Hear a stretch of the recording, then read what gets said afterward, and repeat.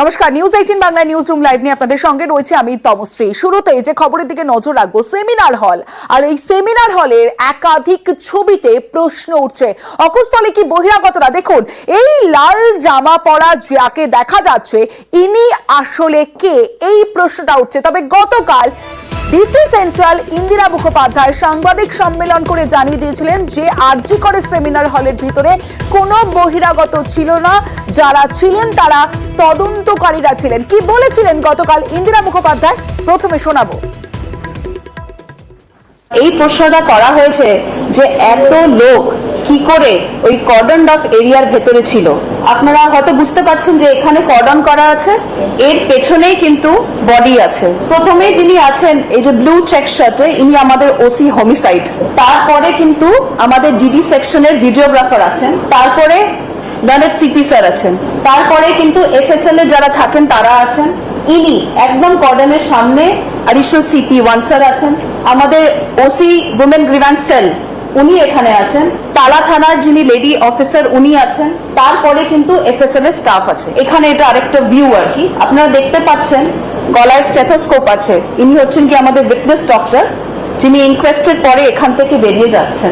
তারপরে আমাদের fingerprint expert, যেটা আমাদের ডিডি টিম আছে, আমাদের এসি ডিডিআই আছেন, ডিডি সেকশনের ভিডিওগ্রাফার আছেন, অ্যাডিশনাল সিপি 1 ছিলেন ওখানে আছেন, এবং এফএসএল এর স্টাফ আছে। যেখানে বডি ছিল সেখান থেকে 40 ফুট আমাদের মেইন কর্ডন যেটা ছিল সেখানে ছিল, এবং যেটা ডেড বডি যেখানে ছিল তার সামনে একটা কর্ডন, বিকজ এত কাজ হচ্ছে ওখানে আরেকটা কর্ডন ছিল। কর্ডনের ভেতরে এমন কেউ ছিল না যার ওইখানে উপস্থিত থাকা উচিত ছিল না। ফলে ইনভেস্টিগেশন প্রসেসের সাথে ট্যাম্পারিং করা, স্পেশালি এরকম কেসে, একদমই সম্ভব নয়। ইন্দিরা মুখোপাধ্যায় অর্থাৎ পুলিশের তরফ থেকে দাবি করা হয়েছে, বলা হয়েছে যে সেখানে সেমিনার হলে কোনো বহিরাগত ছিলেন না। তবে আইএম এর অভিযোগ, হলে সন্দীপ ঘনিষ্ঠ অভিক ছিলেন। অভিক দে কে? তিনি অভিক দে হলেন এসএসকেএম এর পিজিটি। ওই লাল জামা পরা যাকে দেখা যাচ্ছে সেটা অভিক দে, এটা আপনারা একদম। আচ্ছা, এবং তিনি কি কোনোভাবেই ফিঙ্গারপ্রিন্ট বিশেষজ্ঞ? কোনোভাবেই তিনি ফিঙ্গারপ্রিন্ট বিশেষজ্ঞ নন। উনি যদি ফিঙ্গারপ্রিন্ট বিশেষজ্ঞ হন তাহলে আমি আমেরিকার রাষ্ট্রপতি। প্রথমত নর্থ বেঙ্গল মেডিকেল কলেজ থেকে এমবিবিএস করা, তারপর কোনো ডিপ্লোমা ডিগ্রি ছাড়াই উনি আরোকাম clinical tutor radio diagnosis Bardhaman medical কলেজের হলেন। আপনারা শুনলেন আইএম এর অভিযোগ। আইএম এর অভিযোগ করা হচ্ছে, বলা হচ্ছে হলে সন্দীপ ঘনিষ্ঠ অভিক দে ছিলেন। সরাসরি চলে যাব, আমার সঙ্গে আমার প্রতিনিধি অভিজিৎ চন্দ্র রয়েছে। অভিজিৎ, যে বিষয়টা জানতে চাইবো যে এই লাল জামা পরা, বেগুনি জামা পরা আইএম এর যে অভিযোগ যে সেখানে অভিক দে ছিলেন, সেটা প্রমাণ হবে কিভাবে যে সত্যি এরা ছিলেন কি ছিলেন না?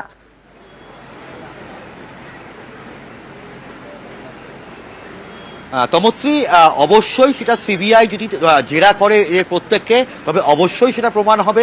এবং ইন্ডিয়ান মেডিকেল অ্যাসোসিয়েশন বা আইএম এর রাজ্য শাখা তারা যে অভিযোগটা করছে যে এই লাল জামা পরা যিনি, সেই ভদ্রলোক হচ্ছেন ডক্টর অভিক দে, প্রভাবশালী অভিক দে, যিনি সামান্য একজন পোস্ট গ্রাজুয়েট ট্রেনি, অর্থাৎ এসএসকেএম হাসপাতালের পোস্ট গ্রাজুয়েট ট্রেনি সার্জারি বিভাগের। তিনি কিভাবে ফিঙ্গারপ্রিন্ট বিশেষজ্ঞ হন?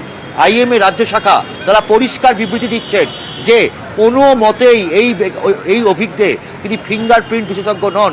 অন্যদিকে কলকাতা পুলিশের পক্ষ থেকে দাবি করা হয়েছিল গতকালই যে এই ব্যক্তি তিনি ফিঙ্গারপ্রিন্ট বিশেষজ্ঞ। এখন যেটা প্রশ্ন উঠছে যে এই অভিক দে যদি সত্যিই হয় তবে তাকে জেরা করলে পরিষ্কার হবে এবং তিনি সে ঘটনাস্থলে ছিলেন কি ছিলেন না।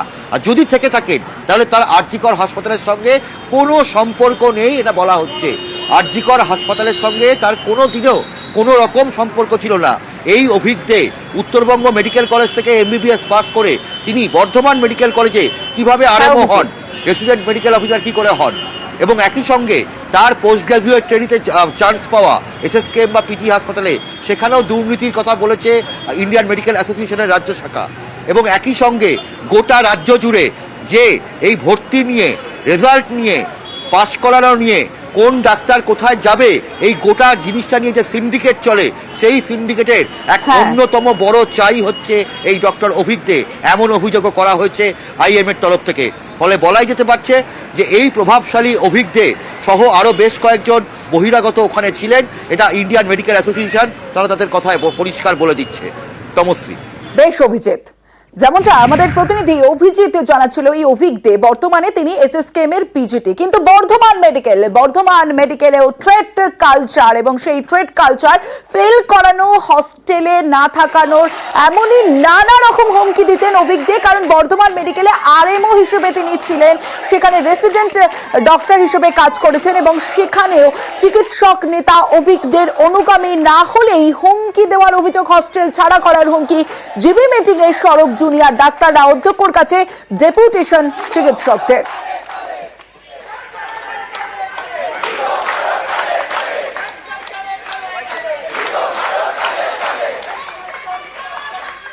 যে হুলিগানিজম হয়েছে, সেই হুলিগানিজমে আমি সেখানে শিকার হয়েছি। সেই জিম মিটিং এ যে সব কথাবার্তা বলা হয়েছে, যাদের আমি টিউটোরিয়াল ক্লাস নিয়েছি, সেই সব ছেলেমেয়েরা আমাকে ডাইরেক্ট হুমকি দিয়েছে, আমাকে রেপিস্ট বলেছে ওপেনলি। জিবি মিটিং এ যেখানে বাকি আমাদের বর্ধমান মেডিকেল কলেজের বাকি ছাত্রছাত্রীরাও ছিল, কয়েকজন সিনিয়র রেসিডেন্টরাও ছিল এবং আমাদের সব পিজিটিরাও ছিলেন, সেখানে ওপেনলি। আমি এটা ভাবতে পারি না সে আমার থেকে 5-7 বছরের জুনিয়র। তার কোনো রাজনৈতিক রং আছে কিনা সেটা তো আমার জানা নেই। আমি একটা এমার্জেন্সি কলেজ কাউন্সিল মিটিংও ডেকেছি, এটা নিয়ে আলোচনা হবে। একটা আমাকে ইনকোয়ারি করে দেখতে হবে। এটা একদমই বাঞ্ছনীয় নয়, ক্যাম্পাসের মধ্যে নিশ্চয়ই থাকার কথা না। আবার পড়াশোনা করতে এসছে, ভালো ডাক্তার হতে এসছে, মন দিয়ে পড়াশোনা করবে, সুতরাং সেখানে পড়াশোনার পরিবেশটা নিশ্চয়ই আমাদেরকে রাখতে হবে। এইটা আমি আজকেই জেনেছি, তা আমি নিশ্চয়ই এটা দেখবো। এটা যেন না থাকে আমার ক্যাম্পাসের মধ্যে, তার জন্য আমি চেষ্টা করছি।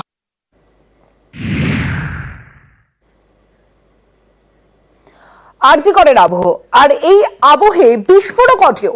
1 বছর আগের অডিও বার্তা ইতিমধ্যেই ভাইরাল। ইন্টার্নকে হুমকি ফোনের অডিও ভাইরাল। অডিওয়ে মেডিকেল সিন্ডিকেটের উল্লেখ, ইন্টার্নকে রেজিস্ট্রেশন আটকে দেওয়ার হুমকি। অডিওয়ে ডাক্তার বিরূপাক্ষ বিশ্বাসের কণ্ঠস্বর। হ্যাঁ বলুন। শুনতে পাচ্ছিস? শুনতে পাচ্ছি। ডাক্তার কবে হবি? মানে তো পাস করে করবি, ইন্টার্নশিপ করে তো। ইন্টার্নশিপ কমপ্লিট হবে মে মাসে। তার যদি সার্টিফিকেট না পাস তাহলে কি হবে? কেন ধরবি তো 10,000 করে মেডিকেল কাউন্সিলে? কেন নিরপেক্ষতা বলছি যে চন্দ্রমণি ঝাড় নাম শুনেছিস? ওটা আপনি দিয়েছিলাম 1 বছর পরে কি গেছে? তো তা কি দিয়ে গেল? আমি তো কিছু করিনি দাদা। কেন কি হয়েছে? তুই কিছু করিস, বিএসএ করিস। আমার নাম বিরূপাক্ষ বিশ্বাস, নাম শুনেছিস? সময় সঙ্গী যখন যেদিন ঢুকে সবাই পাঠিয়ে দেবো থেকে, সেদিন শুনবি, সেটা অন্য ব্যাপার। তুই বিএসএ করতে চাস, কি করিস না করিস আমার ভুল কোনো মাথা ব্যথা নেই। ঠিক আছে, ভালো করে যা করার কর, কিন্তু কলেজে বেড়ে কর। 1 নম্বর। দ্বিতীয়ত, তুই যদি কথা না শুনিস, আমি তোকে 2বার ফোন করবো। আমি কাউকে 2বার ফোন করি না। তো আমি কে সেটা তো প্রিন্সিপালকে গিয়ে জিজ্ঞাসা করে নিবি। প্রিন্সিপাল আছে, ডিন আছে, আর কে আছে তোর কলেজে জিজ্ঞাসা করে নিস। তৃতীয় কথা, ঠিকঠাক কথা না থাকলে তোর রেজিস্ট্রেশন আসতে দেবো। কি হয়েছে সেটা মাথায় রাখিস। ঠিকঠাক না থাকলে তোর রেজিস্ট্রেশনটা আটকে দেবো, এরকম আমার গ্যারান্টি দিস। ঠিক আছে? 1 বছর কোর্টে করবি, চাস এসব আমি যাস না কোনটা। আর আমার নামে যদি কমপ্লেন করতে হয়, নামটা লিখে নে, ডক্টর বিরূপাক্ষ বিশ্বাস। আবারও বললাম তোকে আমি। ঠিক আছে? মেইন বয়েজ হস্টেলই তুলে দেবো আমি, 500-600 ছেলেকে নিয়ে গিয়ে। সব এমবিবিএস পড়ে, বাইরে ছেলে ঢোকাবো না। এমনি মরে যাবি। কেন করছিস এগুলো? আমরা কথা বলেছিলাম বিরূপাক্ষ বিশ্বাসের সঙ্গে, তিনি অডিও সত্যতা মানতে নারাজ। এআই এর মাধ্যমে ভুয়ো অডিও বলে দাবি তার। অন্যদিকে যাকে হুমকি দিয়েছিলেন বিরূপাক্ষ বিশ্বাস, তিনি ফোনে হুমকি দিয়েছিলেন এই বিরূপাক্ষ বিশ্বাসী, দাবি করেছেন চিকিৎসক রণবীর সরকার। একটা ফেক অডিও ক্লিপ আজকে সকালে সংবাদ মাধ্যম থেকে আমি জানতে পেরেছি। গলাটি আমার নয়, রাজনৈতিক প্রতিহিংসার জন্য হয়তো এগুলো করা হচ্ছে। আর যতদূর সম্ভব পুরো জিনিসটাই এআই ইঞ্জিনিয়ার্ড। আমাদের দাবি শুরুর দিকে ছিল আর চিরকালই থাকবে অভয়ার বিচার। সেখান থেকে সরানোর জন্য আজকে এই ধরনের কুৎসা রটানো হচ্ছে। যেই অডিও ক্লিপ ভাইরাল হচ্ছে সেটা একদমই আমার না। আমি কারো গণতান্ত্রিক ডোমেনে কখনো হস্তক্ষেপ করিনি, করার কেউ না, আর করবও না। অ্যাকচুয়ালি এই ঘটনাটা ঘটে 1 বছর আগে। অপরদিকে আমাকে ডক্টর বিরূপাক্ষ বিশ্বাস নিজে দাবি করে যে আমি বিরূপাক্ষ বিশ্বাস, এবং ট্রু কলারেও দেখাচ্ছিল যে ডক্টর বিরূপাক্ষ বিশ্বাস।